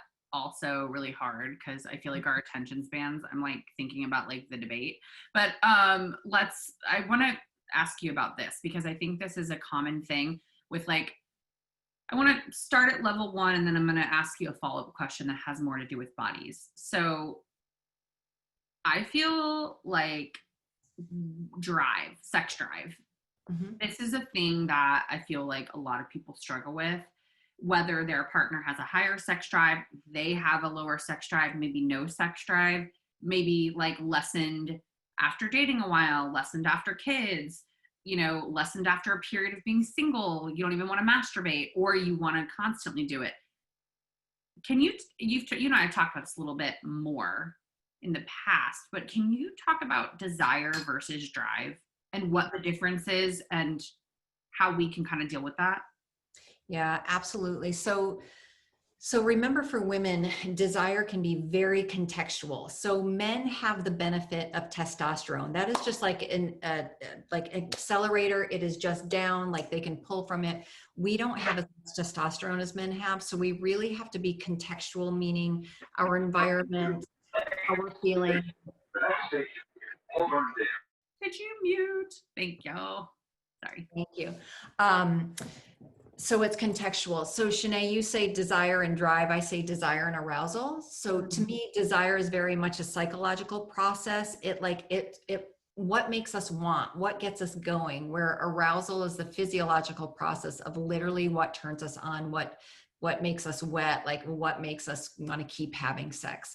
So desire can be like seeing a guy in a leather jacket, seeing a woman in lingerie, a dirty martini, a fireplace, whereas arousal is, I like it when my clitoris is touched this way. I like my nipples to be pinched. Any kind of sexual act or something that really turns you on. Okay. So when people say like, I have a different drive or sex drive than my partner, like, what do you say to clients that say that to you? Because I know that like, hi, be in the comments right now. Like if you've ever had a partner who you had a different sex drive with them. Like, I think we've all been there. Yes. But let's say I'm coming to you as a client and saying, I have a totally different sex drive than my partner. They want it all the time. And I feel bad about myself that I don't want to have it all the time. Like, what are ways that we can, obviously we are not made to perform for anybody, but let's say I want to increase that in myself. Is there anything that we can do? Absolutely. And literally for most of the couples that come to me, this is what I'm working on. The clinical word is desire discrepancy. No two people are going to be alike. So the best relationships are either a negotiation and an understanding and appreciation for each other, or figuring out how, really how to make this work. So for the lower desire partner, Chinae, you know where I'm going to go with this. You need a self-pleasure protocol. So 1 to 2 times a week, I would give you homework to masturbate, but we would start at like ground level with desire. Like, what makes you feel sexy? Again, like, and I would send you out for a week, like out to explore the wilds. Report back to me. I would want you to keep a journal. When in the week did I notice a hit of desire? Was it when I saw that guy in the leather jacket? Was it when I was putting on my pajamas? Like, whatever it is, when I was having a glass of wine. So pay attention to that and then translate that into arousal. It might be, I would give you audio erotica, have you read sexy stories. If you're open to watching ethical porn, I would prescribe that so you could really figure out, holy shit, I get so turned on when I watch rough sex, or I get so turned on when I watch role playing. And then once or twice a week, really get your self-pleasure protocol going. Okay, pleasure protocol, everyone. That's like homework I can get behind. I used to go to like Kumon math tutoring, but this sounds way better. Let me just say that. So do you ever find that someone's like desire lessens because of their body image and poor body image? 100%. Yeah, absolutely. It's just, again, it takes us out of empowerment, that sense of sexual self-efficacy, like that we can ask for what we want, that we deserve it. This is really, which I think you guys talked about before, it's looking to ourselves for validation instead of validation through our partners, validation through society. Chinae, and I think we're getting to porn. I'm neither like hugely pro porn, and I'm not against porn. I think porn has been the great, like it's really taken us into the performance. So in that way, it's taken us out of our bodies. But holy shit, has it opened up this whole world of different bodies and sizes and experiences so that we don't feel so alone. Yeah, I wish that one thing I have trouble with porn, although they do, there's a lot of different body types. I feel like in some ways it's kind of tokenized. It's not like, like one category of porn is specifically donated or like donated. Whoo, it's been a long day. Like dedicated to a body type, And so one thing that I would really love to see in porn, like, I'm not a huge porn person, to be honest. Like, I'm much more like, let me go like dig deep in the old memory banks kind of person, because I think that personally makes my sex life hotter, because I'm not going off of like what other people are doing. But I will say, I hope that the porn industry diversifies body types, and also not just body types and body sizes, but that people aren't kind of fetishized for their race or their weight, or, I mean, things like, I think one thing that really always bothered me about porn, I'm like, how is everyone's vagina so small? Like, why is everyone's vagina so small? Like, did y'all get it shrunken? What happened? Like, did you all have the same surgeon? Why is your butthole so white? Literally, I went and got lasered today. It wasn't white today. So all of these things, I feel like they've made women specifically feel, in sex particularly, like they either have to be a fetishized version of themselves, or that there's all these unrealistic expectations with things like the way our nipples look, Right. vaginas, buttholes, like what sounds we make. Like, I'm sorry, I'm not that loud during sex. And what's been interesting is I've had partners actually comment on that and be like, oh, it seems like you're not enjoying yourself. I'm like, no, I'm just not screaming like I'm in a porn. Sorry. Like, how do we get out of our own heads, and how do you enjoy porn if you choose to? How do you enjoy porn without getting in your own head about what that looks like? It's such a good question. And this is going to sound simplistic. It's having the realization and the awareness that this is not real life. I think because they're real people, some people think like, okay, this is really happening. These are actors and actresses. You know, Chinae, you and I could have the same conversation about Jennifer Lopez or any actress out there. Do we think that we really should be able to look like that? Because that's what we're just saying about porn. Like this is the expectation of the norm. It's not. These are like the Olympic athletes of sex, right? These are people paid to do this. This is edited. This is filtered.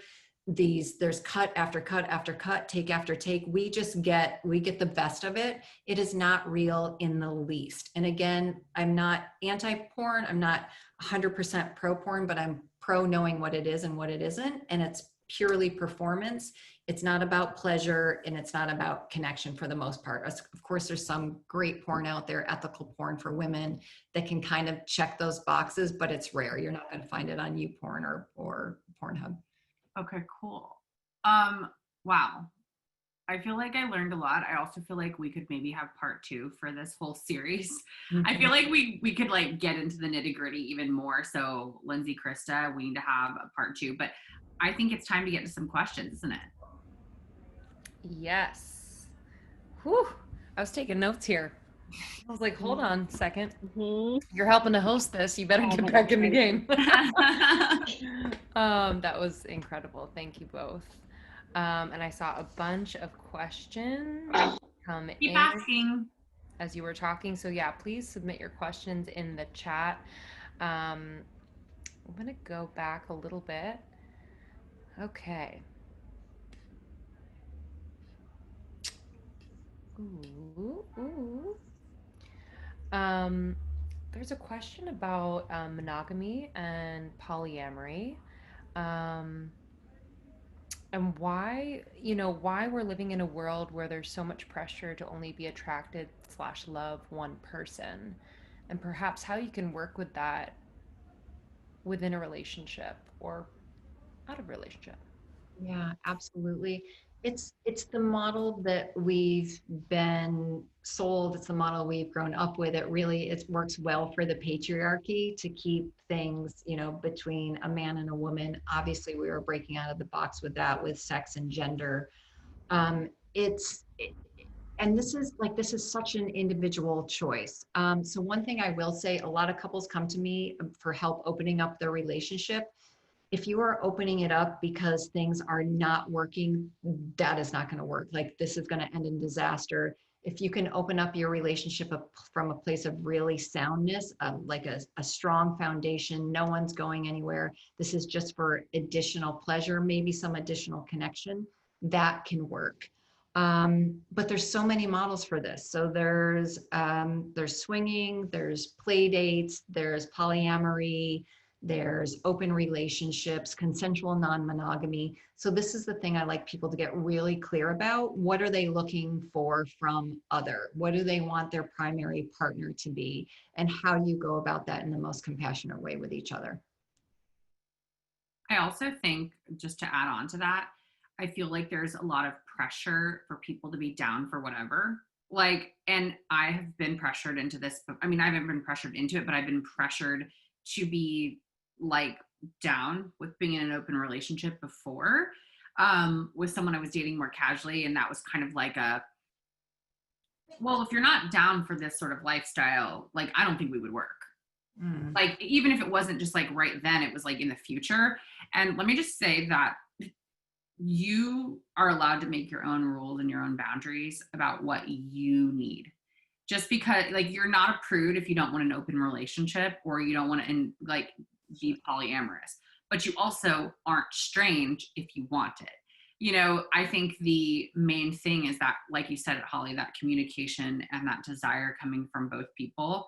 I mean, I went on a date with a guy one time and he broke down crying in the middle of the date. And he said, this is my first date as my girlfriend and I started an open relationship. I don't want to have one, she does. So don't get in that situation. Right. Like, I think sometimes, especially women or people that identify as women, feel this pressure to meet an expectation. And no matter what that is, you don't have to. I think, you know, whether that's monogamy for you or polyamory or being in an open relationship, like whatever is comfortable for you. Yeah. And I mean, there are some people out there wired for monogamy, and it's not from what they were brought up with. It's not from religion. Like, in their bones, they are wired to be with one person. So Chinae, to your point, I think that can work.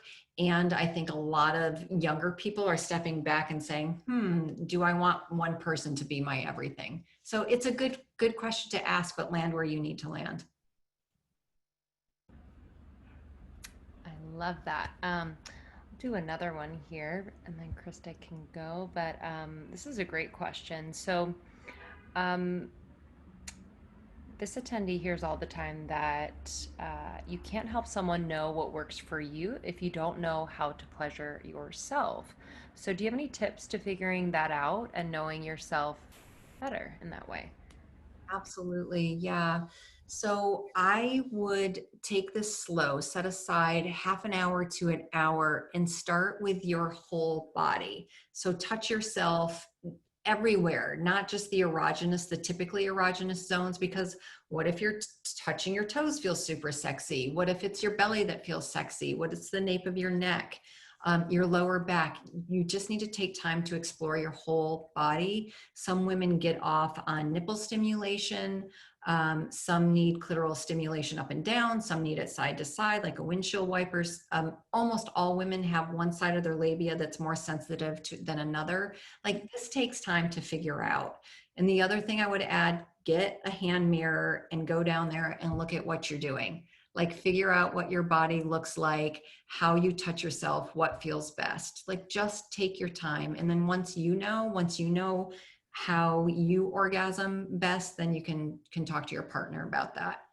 My last piece of advice there, once you figure out the way that works best for you to orgasm, so let's say it's on my back with a rabbit vibrator, that's great. And that can be your go-to, but please do not do that all the time, because then your sex menu has one thing on it. Like, to orgasm, I have to do it this way.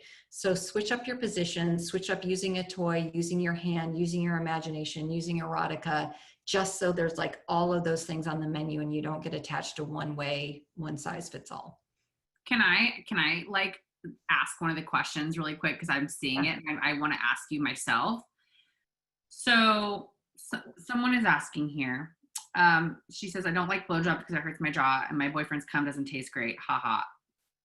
He has always said he doesn't want me to do something I don't want him to do, but I like how much pleasure it gives him. Tips on dealing with that, or how to make BJ's less painful, but also annoying.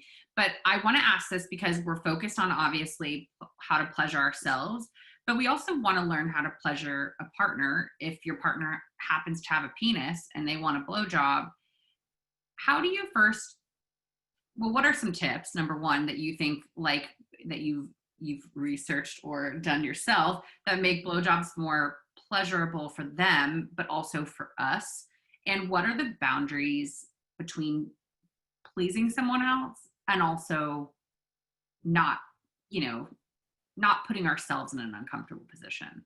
Absolutely. So, I mean, that is the first thing. Obviously, do not do anything you do not want to do. Survivors are the bulk of my practice. So I'm like huge on consent.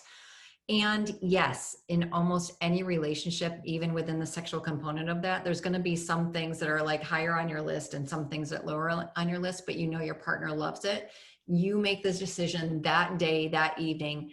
I want to do this for my partner. This is probably not going to be the best thing for me, but also going in with an open mind of like, maybe this time will be different, because trust me, sometimes it is, things can change. So what you can do to make it a little easier on yourself is literally jaw exercises. You would be amazed, like some people can open their mouth like this much and that's it. So it's really just like opening and closing your mouth, doing it side to side, and then practicing with a dildo. And I know you guys are probably like, fuck, Dr. Holly, like really, like you want me to go buy a dildo and practice with a dildo, but I do. And then the next piece after that is to ask your partner what you want, because, oh my gosh, every guy likes it differently. So what felt good for your last boyfriend is probably not going to feel good for this one. So your jaw might be hurting because you're having to do it longer because you're not doing it the way that your boyfriend or your partner likes it. So ask him first, do you like a lot of suction? Do you like deep? Do you like not a lot of suction? Do you like tongue? Ask before you get down there and you're 20 minutes in and your jaw is locking up. Also the hand mouth combo. Yeah. Guys, I can't tell you how much the hand mouth combo has saved me on a Saturday night when you're just tired and you want to go to bed, like little lube, that makes the whole dick taste better. I mean, also, there's an unspoken rule. If your shit is not washed, if you want it to happen, you need to provide me the best case scenario, but I think a little lube with the hand and the mouth on the tip, especially if you don't have a lot of jaw strength. Right. Like the hand feels like a mouth, especially with some lube on it. And then I can't believe I'm doing this on a Zoom. Guys, this is the best Zoom ever. Best Zoom that is on Zoom. We're gonna get shut down on this bitch. But VIP. Yeah, this is premium content. So don't screenshot this. But like using the hand and the mouth and like the hand as the extension for the mouth, like has literally saved my face. I mean, we don't want to get wrinkles, Right. Well, I love that too. Like, Ollie's like, this is not expert advice, but this is legit what has like personally saved me. Maybe that's TMI. go with it. Just go with it. But ask your partner. Or if they don't know, do more of the hand, less of the mouth, save your mouth. You never have to swallow if you don't want to. It's one of my pet peeves when guys get hung up on that. I just like, come on. I just spent 10, 15 minutes here. Don't tell me what I have to do with it now. Fun game. Where do you want to come? Not in my mouth. Pick another place. Preferably in a napkin so the sheets don't have to be changed. Sorry, Lindsay. Lindsay, do you want to ask another question? I'll go. This is making me so happy. Okay, we have another one. My partners and I have been seeing each other for 6 months, and he has only gone down on me once. I feel weird moving his head down, but I'm not sure how to ask my partner. Chinae, you and I have talked about the orgasm gap so many times. So less than 45% of women can have an orgasm from penetration alone. What am I saying is most women need clitoral stimulation, and the best clitoral stimulation is from a hand, a toy, or a mouth. So what your boyfriend is saying is, I don't care that you come. And I do, and everyone else here does. So I feel like you need to have that conversation with him. Like, hey, most women need clitoral stimulation to get off. You're just not quite hitting me in the right place when we're having penetrative sex. Can we talk about something else? Mm. Also, one thing that for me that I've always done, because I'm like, again, Virgo, overextender, try to give too much, is I will get self-conscious about like, so like during foreplay, if I don't come from like hand or mouth or whatever, I get anxious about coming. So then I just start initiating penetration, and then he comes, and then there's like cleanup. No one, this is also why I don't like porn, because there's not a 5-minute scurry where you're scurrying around trying to get your life together and your hair's all weird and you're all like sticky and you're like, I need to go like take a second and use some like wipes. There's never that section. But then what was happening to me is after penetration, he would come and then I still hadn't come. And, I have a loving partner who's like, I want to make sure you get off. But after like, you have to like fabuloso the floor, you basically don't want to like get back into it. I'm like, so many times I'd be like, you know what? Let's turn on The Office. Like, that's what I need right now. But I realized I wasn't prioritizing my pleasure, and he wasn't asking to be let off the hook. I was letting him off the hook because I didn't want to be a burden with my needs. And I think that's something, let me know in the chat if you've ever felt like a burden on your partner for just needing to come and needing to ask for hand, mouth, using a toy, because I think we've been taught to not make our partner feel bad. Right. But if the situation was reversed, yeah. Are you kidding? Right. Like, we've got to get over the shame of like asking for what we need and for making sex a pleasurable experience for everybody. And coming isn't always, the be all end all, but certainly like if that's something that you'd like to accomplish, then make it known. Absolutely. And men that still get intimidated by toys, now that we know about the orgasm gap and that most women can't come from penetration alone, it drives me crazy. So do not be afraid to bring that toy out. Don't be afraid to ask for what you need, for sure. Do you have any tips on choosing a toy, Dr. Holly? Because obviously we can't try before we buy. No, I know. And that's a bummer. So when you're doing your self-pleasure protocol, when you're taking your hour or two a week and exploring what you want, figure out what you need. So if you need penetration, if penetration and clitoral stimulation is on the menu for you, you're going to want to find a toy, a dual stimulation toy. If you like just a little bit of pressure on your clit, maybe something like a bullet. If you need a wider range, you're going to go for a wand. So this, again, I think everyone should have a toy box, like literally like a toy chest. Like it can be pretty, you could keep it at the end of your bed, but I want everyone to have so many toys that it's chest size and you just get to pick what you're in the mood for that day. We all want to go over to Dr. Holly's house now. It's bad sometimes. Okay. All right. What would you recommend for someone who had a lower sex drive than their past partner and had sex even when they didn't want to, but more so to please them? Is this the problem? I don't want to carry it into future relationships. Absolutely. So again, I would want you to look at what context you need. What do you think could help spur the desire? Most women can't just pull desire out of thin air, especially in a long-term relationship. So we have to go to the arousal first. So again, men with testosterone, that arousal is almost immediately there.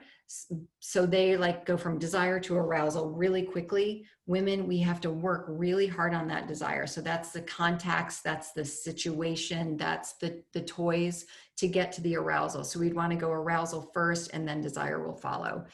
So my tip is, can you, instead of sitting on the couch with your partner thinking, oh my gosh, I am so not in the mood, what can you do to help yourself be in the mood? And that's going to be some kind of sensation. That's going to be some kind of touch. So think about the arousal piece of that, the physiological piece, before you're beating yourself up about the psychological piece.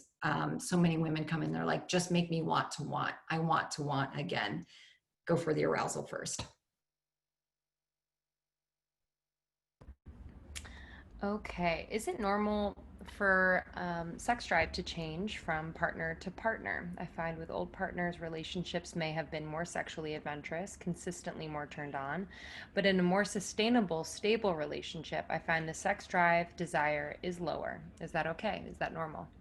It is. It is. It sounds like someone who likes the bad boy, like something that's not good for them. We've all been there. Sex is great when it is a little bit taboo and we're not supposed to be having it. This is textbook. Like this is straight out of the textbooks. But would you rather have a bad relationship and good sex, or a great relationship and okay sex? Like go with the okay sex and the good relationship, because the sex can always be better. And that's with novelty, with toys, with experimentation, with better communication, with empathy, with compassion, all the things that we've been talking about. Does anyone else feel personally attacked by Holly right now for liking people that are under for us? Woo! I will say one thing that I think a disappointing sexual revelation for me with that same subject matter is I thought going into quarantine we were just going to be like, it's on, and I have never felt less like having sex than during quarantine. I'm like, I haven't been away from you, like you've seen like me too much today. There hasn't been any like excitement. I'm sure you guys maybe feel this way too, because it's funny, all these memes came out of like how much sex we're all going to be having during quarantine, and I'm like, there's tumbleweeds sometimes during this time because it's not a very sexy time. So no, if you feel like that, you're not alone. That's for sure. And it's what we do with anxiety, because most of us are anxiety right now because of the instability. We just don't know what's going to happen. Is this going to end? And add everything else that has happened on top of that. Some people, when they're anxious, have sex because it makes them feel better. And Chinae, it sounds like for you, you just it becomes more of an internal process, and sex is not really on your menu for things that are going to make you feel better in that moment. No, my menu is the crock pot. Right. We talked about this earlier. Yep. I find too that when there's too much unsaid between myself and a partner, that it like blocks the attraction or blocks that like want or need to have sex. So it's like, I think to your point, Dr. Holly, earlier, of like having that communication or those conversations actually kind of makes, even though they might be a little vulnerable and really open, it actually helps with the intimacy soon after. Absolutely. I mean, vulnerability is the high art of connection. It really is. The more vulnerable you can be, the more connected you're going to feel, the better your orgasm is going to be. I promise. It is that linear. Yes. And I'm going to say, if you can't express your sexual needs or have this conversation with a partner, perhaps consider the partner. Mm-hmm. True. Yeah. What would you say about healing from a traumatic event in sex? How do I communicate best what happened to my next partner? Okay. My book's coming out next summer, so hold on. Hold on. Again, working with survivors is really like it's a huge piece of my practice. First, I want you to really think about, do you need to share this, and what do you need your partner to know? For sure, at least from my position, they don't need details. They need to understand what's going to make you feel safe, what's going to make you feel prioritized, what's going to make you feel the most in control. So having the conversation about your needs and also what might trigger you, I would say, is the most important. But absolutely, you don't have to share this, and you definitely don't have to share details.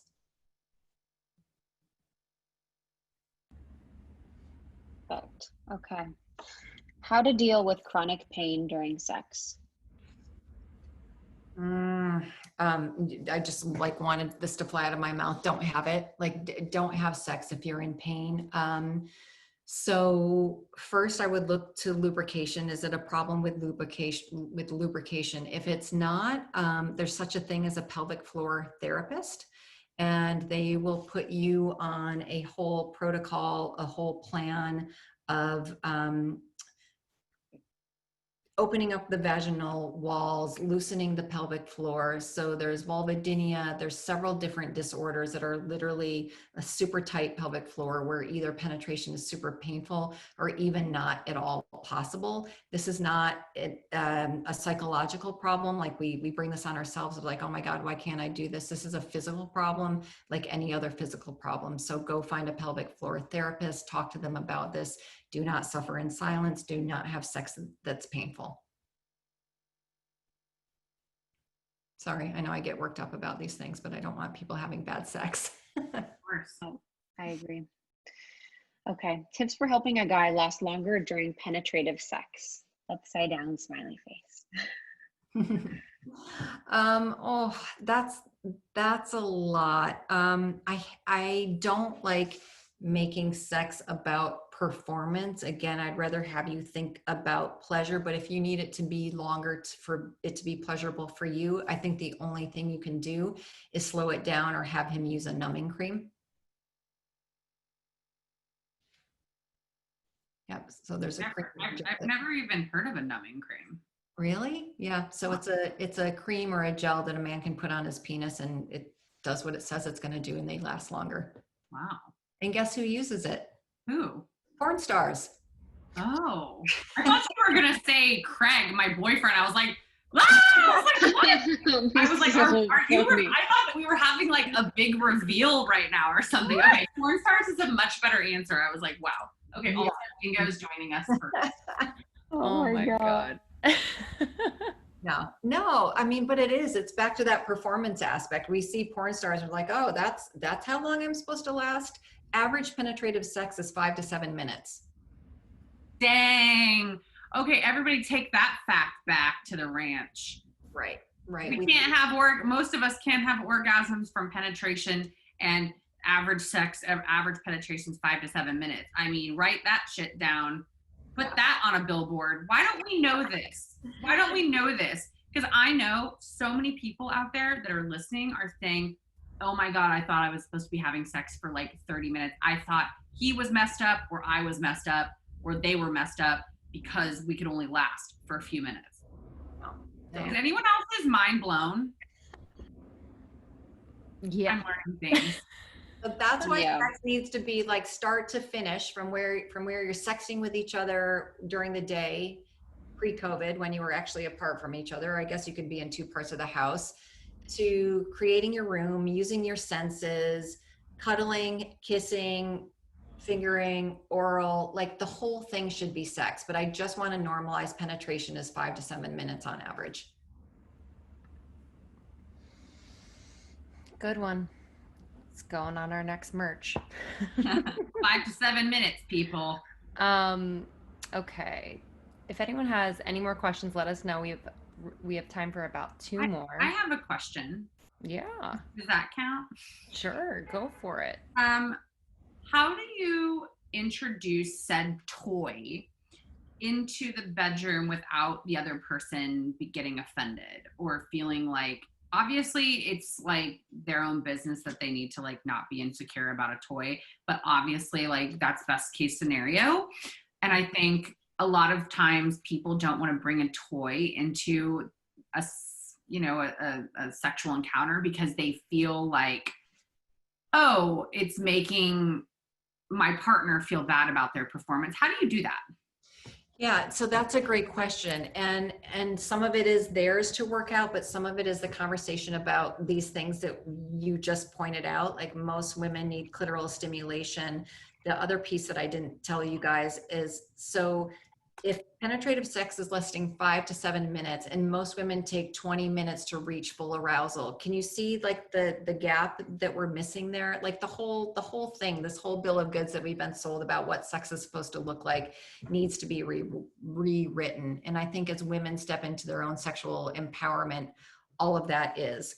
So Chinae, to your point with toys, don't bring them in all the time. And again, I want people to have great sex, but if it's so attached to having an orgasm, I think that can be problematic, because I think my partner's feelings would get hurt, and he's super sex positive if every single time I wanted my toy. So sometimes sex is about connection, sometimes it's about pleasure, sometimes it's not about the orgasm. And just talking to your partner of like, I've been having a hard time orgasming lately. I'm going to bring my toy in. And if they get all butthurt about that, like it's seriously like they need a conversation about it or different partner. So I love that. And I love that straightforward ending. Just like, get over it. Emily, you want to read the question from Emily? Because everyone would like to. Oh yeah, go for it, Chinae, if it's right. Okay, I've got it. Yeah, I've got the chat up. I have the issue. I have the issue of getting lost thinking about how my body looks, which takes me out of the moment. I was told to take focus off of my body and place it on my partner's. My partner's sex is female, and I get comparative. Is there anything else I can do? Yeah, I would come back to sensation. Find something that feels good. So when she touches you a certain way, whether she's stroking your hair, what if she's doing something that you love to watch her do? But again, that not comparative piece, I know that that's tricky here. I would go for sensation, like coming back to your body, anything that can get you out of your head and back into your body. And that's usually some kind of sensation. Hmm. And also, I would say adding on to that, this is just in general, when you get in your own head, I think we start getting in our own head and then we start getting anxious that we're in our own head. Like, try to like just not shame yourself about being in your own head about it. Like, it's much easier to let the thought pass when you're not like getting mad at yourself for having the thought. So being like, oh, my girlfriend's body just looks like so much firmer than mine. Or like when she leans over, she doesn't have rolls or whatever. Like allowing the thought, and then what's helped me is just like allowing it to pass, being like, okay, that's a valid thought, but like I'm gonna try to refocus and just kind of letting it not take up so much like space. Like we were talking about body image earlier, and I was saying how thinking about your body less will make your body image better because you're just not so focused on it. And I'm sure in this scenario too, that would work. Absolutely. Yeah. And if you remember, like way back at the beginning of our conversation, I said it's a practice, it's not perfection. And that's what meditation is. People who meditate all the time, it's that not that they ever don't have monkey mind or catch themselves in a thought. They just recognize the thought and they're like, that's interesting, but not interesting enough for me to stay with it. And they move on to the next thing.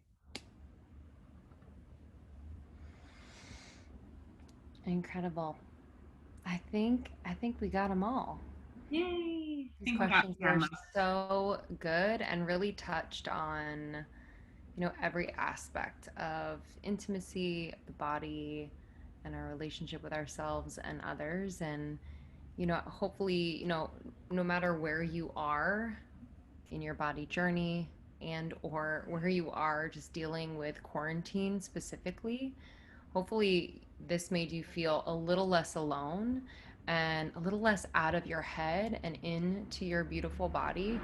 I'm so grateful for both you, Chinae, and Dr. Holly. I just feel much less like overwhelmed by the thoughts in my head. So if you're feeling the same or any type of way, please share in the chat. Unfortunately, like with the times that we're in, we can't give each other a big hug and grab a drink on the way out and do that like after event mingling thing, but would love to use the chat for that. And if you'd like to share again where you are and even share your handle on Instagram if you'd like to connect with each other, we just thought that would be really special. But Chinae and Dr. Holly, if you have any parting thoughts and words, would love to hear from you. Holly, have anything for them? God, Chinae, I have more tips. We're gonna have to have like part two, I think. But I think one that I can leave you with, Chinae, you know my position on sex positivity. So when we get in our head about if what I'm doing is weird or not right or not good, my sex positive approach is all sex is good sex as long as it's consensual and pleasurable. So literally you only have 2 boxes to check. Is this consensual and is this pleasurable? If it checks both those boxes, it's good. So have the kind of sex that you want to have. Yes, I love that. And I don't have any tips for you guys, but I will say it is so hard to stop for 2 hours and to spend time with people, especially people you don't know, especially to pay a little bit of money to do so, and to be able to just be with you guys. I felt like, I mean, I see friends occasionally, but I have missed having meetups. I have missed being at events. I have missed connecting with people that I don't know, because I do think there is a certain vulnerability that you can share with strangers that sometimes your most kind of intimate relationships can't have. So I can't thank you guys enough for being here, but for being vulnerable, for speaking. The amount in the chat that people were just like, yes, me, that happens to me. Like, you don't realize that this doesn't happen in the real world. This isn't normal. Like, sharing of ourselves, especially so intimately with people that we don't know, like, that shit takes bravery. It takes work. And I so appreciate you guys being here. Like, I feel like I have gotten a huge hug tonight, and I hope that you guys feel this too. One thing I always ask people to do before they leave my events is make a friend. And anytime I have a meetup, because the thing that people are looking for the most is connection. And I know it feels weird to say you want a friend. I know it feels weird to say that you want more, connection in your life. Like, that is a weird thing to say you want, but we all want it. So please, like Lindsay said, leave your Instagram handles in the chat. Love to connect with you guys. Obviously, Dr. Holly will put her Instagram in the chat as well. Please follow her. Obviously, the Almost 30 Girls are amazing. I'm sure you all already follow. But yeah, I can't speak enough how amazingly brave it is to show up and just to be somewhere. And what is amazing is I haven't seen a ton of people just on their phones or distracted. Like, to give yourself this gift of time and this gift of vulnerability is an amazing thing. So I thank you. I'm doing a Kegel right now for you all. Thank you. Thank you guys so much. Yeah, we love you. Thank you, Chinae. Thank you, Dr. Holly. I am inspired. I'm aroused. I am all the things. And this has been so much fun. So this link will be sent to you guys tomorrow in your email, so you guys can have it whenever you want a refresher, whenever you want a reminder. It's yours to keep.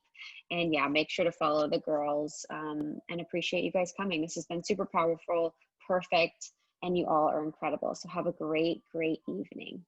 Thank you guys so much. Thank you guys. Bye, guys. Bye. See you.